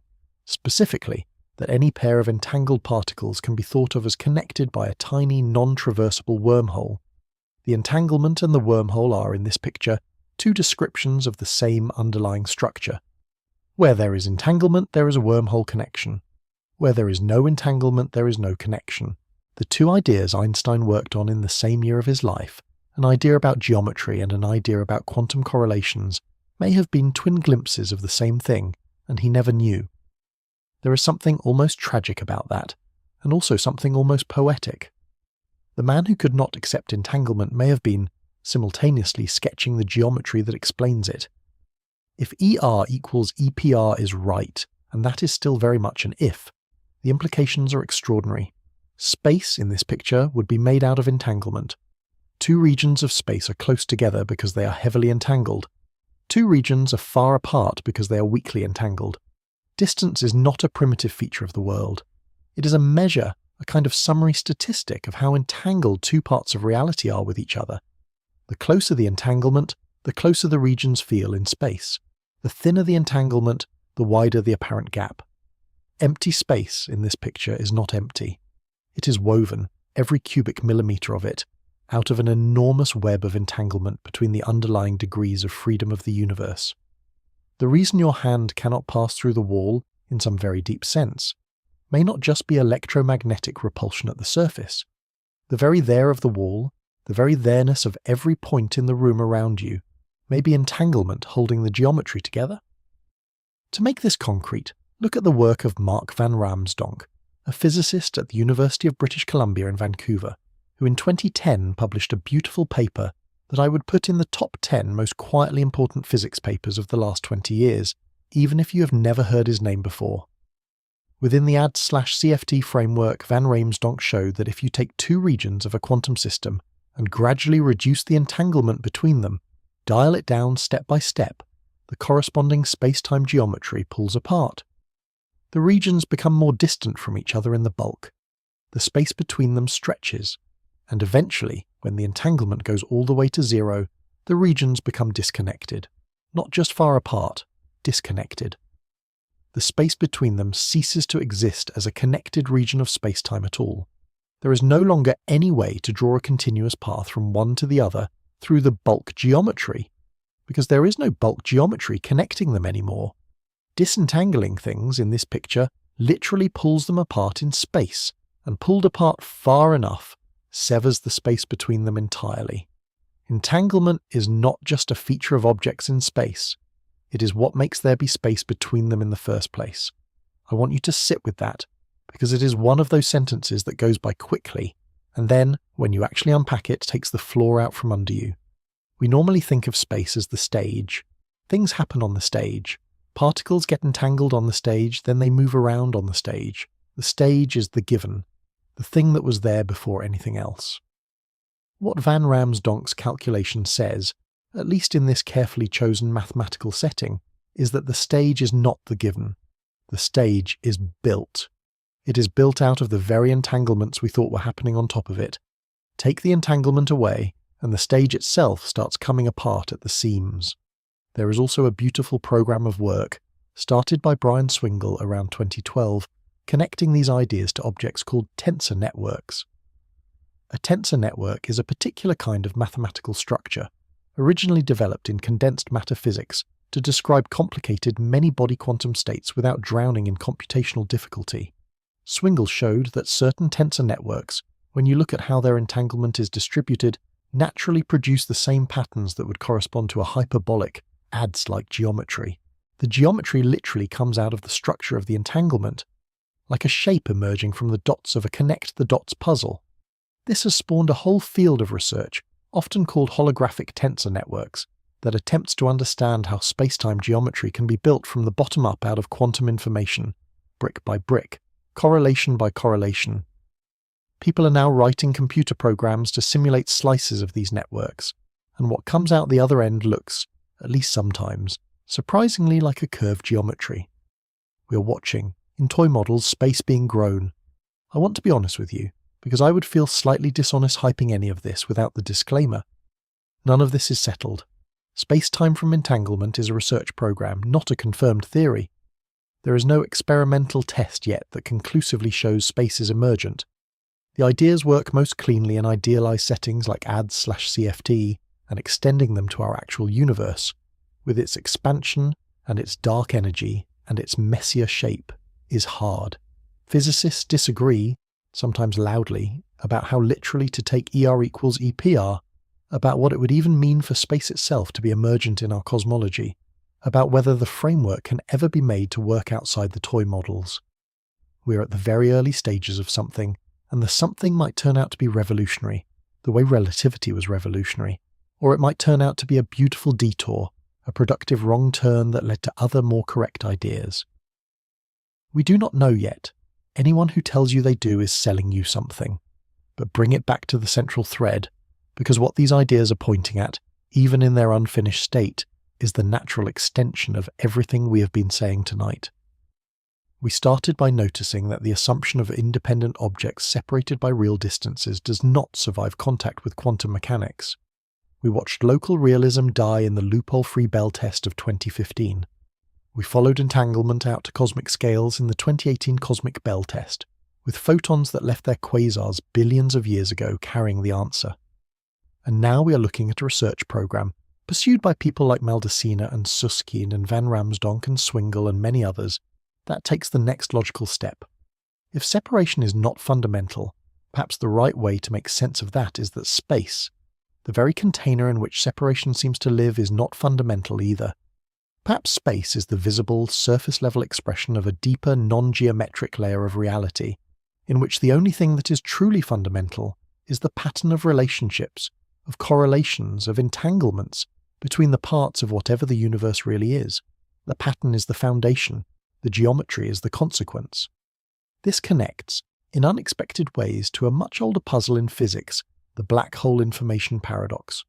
When something falls into a black hole, classical general relativity predicts that the information about it is lost forever, swallowed beyond the event horizon, never to return. Stephen Hawking, working at Cambridge in the 1970s, showed that black holes evaporate via what we now call Hawking radiation, slowly leaking energy back into the universe over absurdly long timescales. But the radiation, naively, appears to carry no information about what fell in. It looks completely thermal, completely random, like the heat coming off a hot stove that has forgotten what was cooked on it. This conflicts with quantum mechanics, which insists, with the certainty of one of its most basic theorems, that information is never destroyed. The resolution of the paradox, which is still being worked out, and was the subject of major theoretical breakthroughs in 2019 and the years following, seems to involve, in many proposals, exactly the kinds of entanglement structures we have been describing. The information falls in, but it remains entangled with the universe outside the black hole through subtle quantum correlations, and eventually it can be reconstructed from a careful analysis of the radiation, given enough patience and enough mathematical machinery. The paradox, in other words, is becoming a clue. It is telling us that the relationship between space, gravity, and entanglement is far tighter than anyone suspected, and that any complete theory of quantum gravity will probably have to treat all three as different aspects of a single underlying structure, three faces of one thing, rather than three separate things that need to be glued together. The original question, the one we asked at the start of this whole video, was, how can two particles affect each other across space? And we have been arguing all along that this is the wrong question, because it assumes that the two particles are really two, and that the space between them is a real, primary thing through which influences propagate. The reframing we are now considering goes further than even that. What if there is no across? What if the appearance of distance, the appearance of a gap between the particles, is itself just a reflection of the entanglement structure of the system, a kind of visual readout of how strongly the underlying degrees of freedom are correlated with each other, then there is no influence to transmit, because there is no real space across which transmission would happen, and the apparent space we observe is just a pattern, a kind of map of the entanglement that is already there. The map is not the territory, and in this case, the territory may not even be made of the same kind of stuff as the map.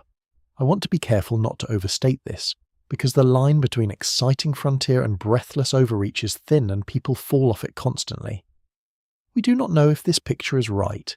It could be wrong in detail and right in spirit, where the basic insight survives but the specifics get rewritten. It could be exactly right, in which case textbooks 50 years from now will treat it the way ours treat relativity. Or it could turn out to be a beautiful idea that ends up being replaced by something stranger still, something we cannot even formulate yet because we do not have the language.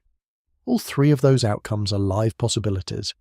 But what is striking, what keeps physicists coming back to this corner of the field, is how naturally these ideas grow out of the experimental facts we have actually nailed down. Bell tests showed us that separation is not fundamental. Cosmic Bell tests showed us that this conclusion holds across the universe, on scales spanning most of cosmic history. Decoherence showed us how the appearance of separation arises out of the underlying entanglement, and now the most ambitious program in theoretical physics is asking whether space itself is the most extreme example of this same pattern, an apparent structure produced by a deeper, non-separable substrate, an illusion that is so powerful, so consistent, so reliable, that for thousands of years we did not even notice we were assuming it. We were swimming in it, the way Fisher said not to notice water. So when you stand at a window tonight and look out at the sky, and you feel the distance between yourself and the stars, the question is not just how far away the stars are. The question is, what is that distance really? Is it a primary fact about the world, a feature carved into the fundamental fabric of reality, the thing all the other facts have to be measured against? Or is it something more like the surface of a frozen lake, a smooth and walkable and apparently solid thing, supporting your weight perfectly well, underneath which is moving water of a kind we are only just beginning to see, water whose currents and depths have nothing in particular to do with the smoothness of the ice on top? And if it is the second kind of thing, the question that follows is the one we have been circling all night, and the one we will not be able to dodge much longer. What is the water made of? What is moving down there, beneath the surface of the world? Part 12. The Surface. Let us go back to the beginning. Right at the start of this video, hours ago in your time, although for me it feels like a single long thought, I described a quiet assumption that you carry with you everywhere, an assumption so fundamental that you have probably never questioned it, never even noticed it sitting there. Things exist independently. Distance is real.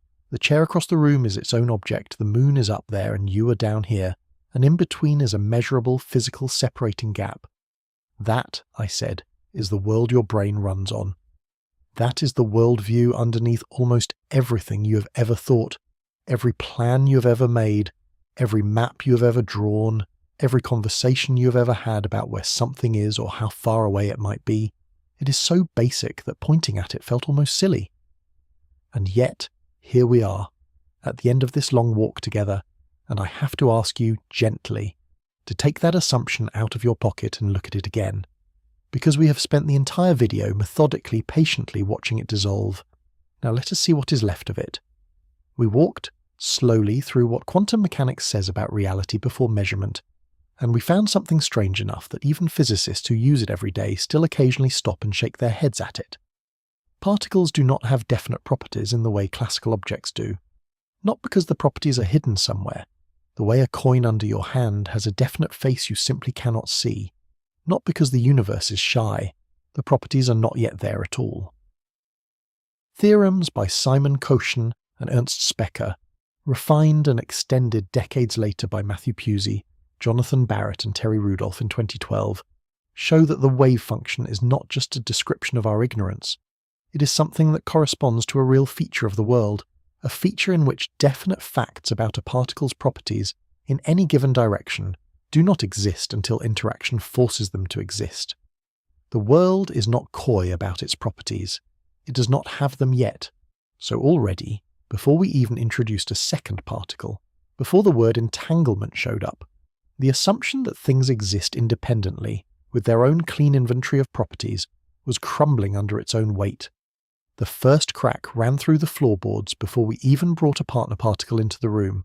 We then put two particles together, and we saw what happens to the math. When two particles are entangled, their joint description does not factor into independent halves.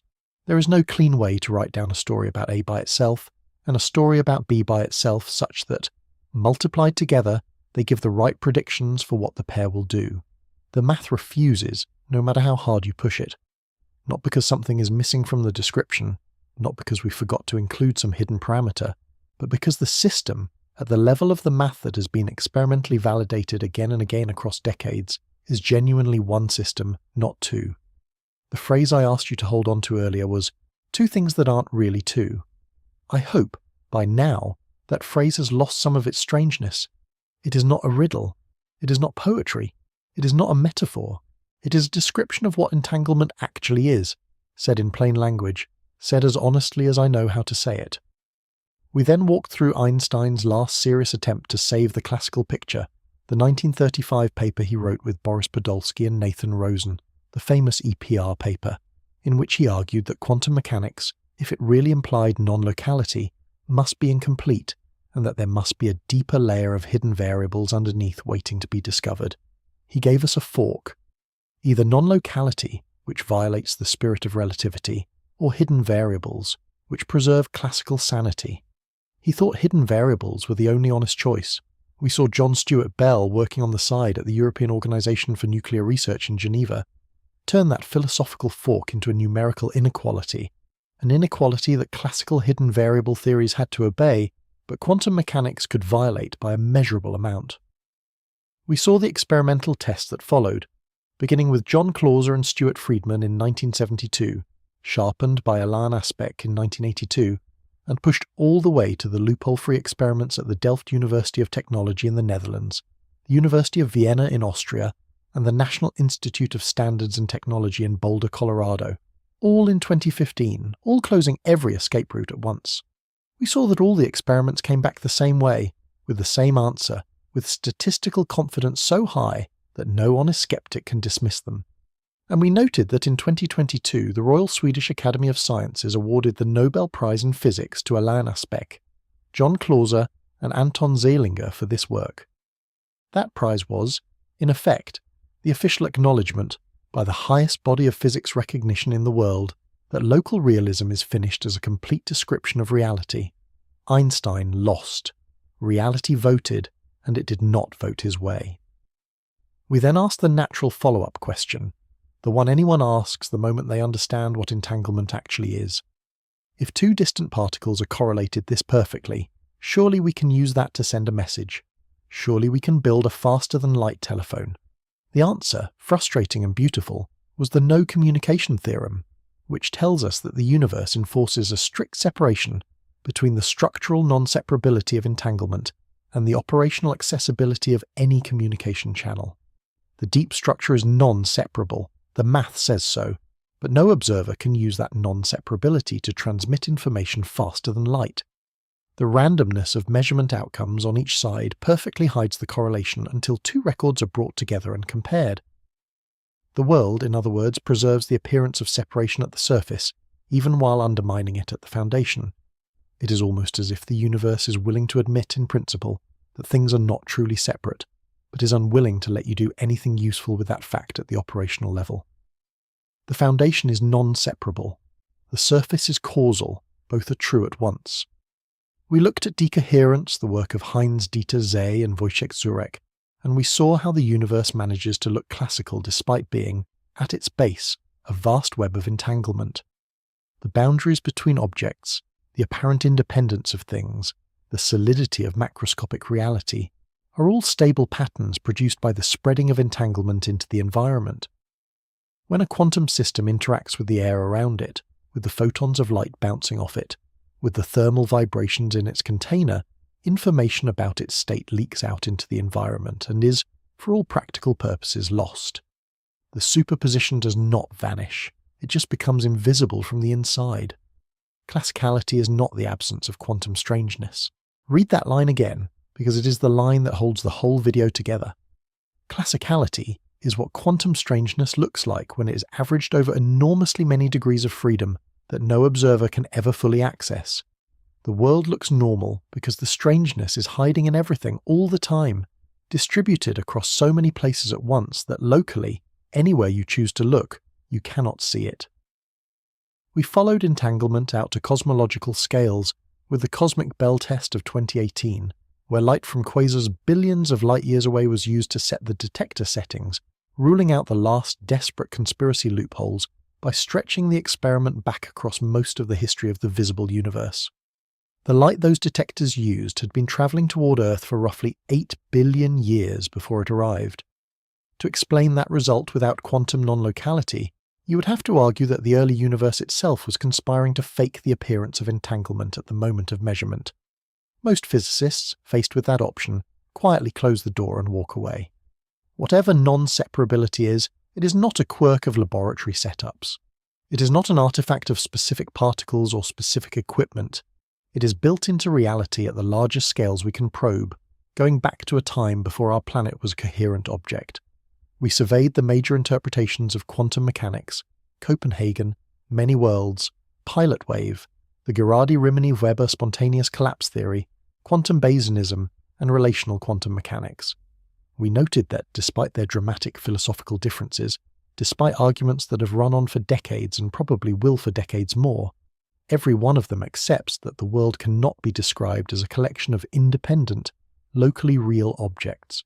They tell different stories about what replaces local realism, some involving branching universes, some involving guiding waves, some involving observer-relative states. But they all, without exception, agree that local realism has to go.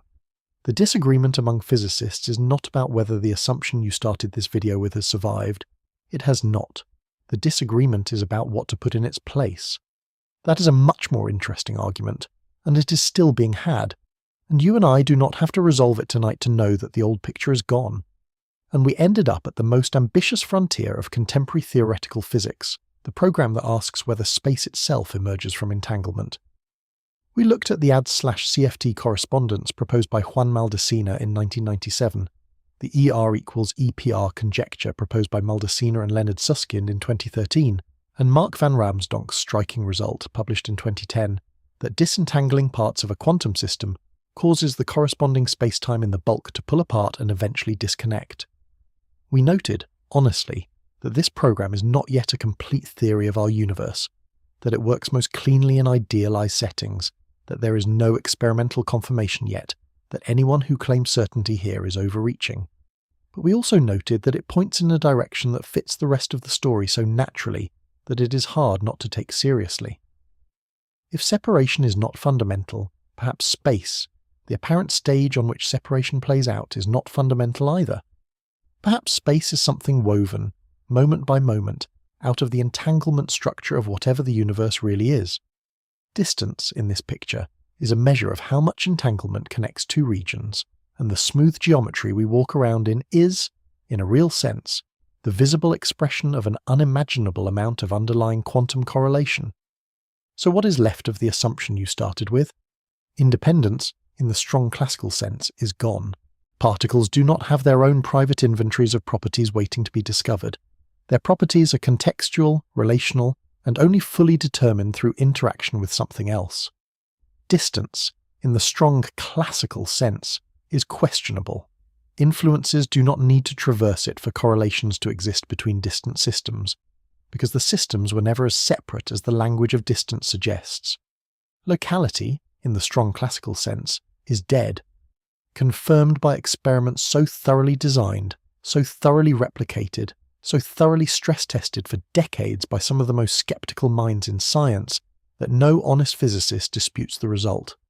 The classical worldview, the one Newton handed us in his Principia in the late 1600s, and Einstein tried to defend until his death in 1955, is not the floor of reality, it is the surface. But, and I want to put real emphasis on this, the surface is not nothing. I do not want you walking away from this video thinking the world is fake, or that nothing matters, or that everything you see is a lie. That is not the right takeaway. The surface is real in the sense that it is stable, useful, predictive, and, for all practical purposes, the world you live in. Your coffee will not start tunneling through the table. Your car will not entangle with the highway. The dog you love will not phase out of existence on the way to the kitchen. The classical world holds, reliably, beautifully, at every scale you actually interact with. Decoherence ensures that. The no communication theorem ensures that. The structure of how entanglement averages out across enormous numbers of degrees of freedom ensures that.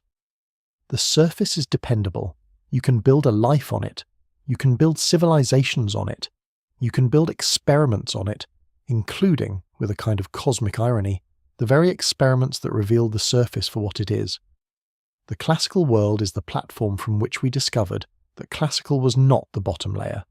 It is solid enough to hold the discovery that something stranger sits underneath it. What I want to leave you with is not fear, and not awe, and not the kind of dramatic existential vertigo that some popular treatments lean on too hard. I want to leave you with calm. Because the discovery here is not that the world is broken. The world works. The discovery is that the world works in a way that is much more interesting than we thought, much subtler, much more elegant. The smooth, separated, classical world you experience is the visible expression of something underneath, something whose fundamental currency seems to be relationships rather than objects, correlations rather than properties, entanglement rather than distance. This does not make your life less real. It does not make your morning coffee less warm, or your friends less present, or the sky less blue. It makes the texture of the universe richer. It tells you that the floorboards of reality are made of something other than what you can see, and it invites you, very politely, to look. The original question we asked, how can two particles affect each other across space, was the wrong question, because it assumed that the across was real and primary, and that the particles were really two. The new question, the one that becomes visible only after you let the wrong one go, is harder to phrase, and we are only just beginning to ask it properly. It is something like, what is this layer of relationship, this pattern of entanglement, that produces, as its surface, the world of separated things and measured distances we have always taken for granted? What language do we need to describe a reality whose deepest level is not built out of what, but out of how things are correlated with each other? Our nouns may not be the right tools. Our verbs may not be the right tools. Our entire grammar of objects and locations and motions may be a grammar of the surface, and the layer beneath it may need a way of speaking we have not yet invented. That is the open frontier. That is the question physicists like Juan Maldacena, Leonard Susskind, Mark van Raamsdonk, Brian Swingle, and many others around the world are trying to ask in mathematically precise ways, slowly, paper by paper, conference by conference. That is where the next 20, 50, possibly 100 years of physics are likely to be focused. We do not have the answer. Honestly, we do not even fully have the question yet. We are sketching it, the way you sketch the outline of a continent before you know what is on it. But we know, with the kind of certainty that experiments give you, the kind that no philosophical argument can talk you out of, that the old picture is not coming back. The world of independent objects in real space, with influences obediently travelling at the speed of light through real distances, is the world your senses show you, the world your common sense lives in, and the world classical physics taught us to systematize. It is not the world. It is the surface. So the next time you stand somewhere quiet, on a balcony, on a beach, on a bench at 3 a.m, somewhere where the lights are low and the noise has finally settled, and you feel the distance between yourself and the stars, I want you to remember what we talked about tonight. That distance is real, in the sense that it is reliably there, that it shows up in measurements, that it is what we built our maps and our travel times and our ordinary intuitions on. Astronauts plan their missions around it. Engineers build telescopes around it. Your eye uses it to focus. It is not a hallucination. But underneath it, the universe may not be playing the same game we think it is playing. Underneath that distance, you and the stars may be linked by a pattern of correlations, an entanglement structure inherited from the early universe, from a time when everything we see was packed into something far smaller than a single atom, a web of relationships that produces on its surface the appearance of separation, of vastness, of out there and in here. The vastness is real, and it is also a kind of map, a map of something whose territory is more intimate and stranger than we yet know how to say. If separation isn't fundamental, what is?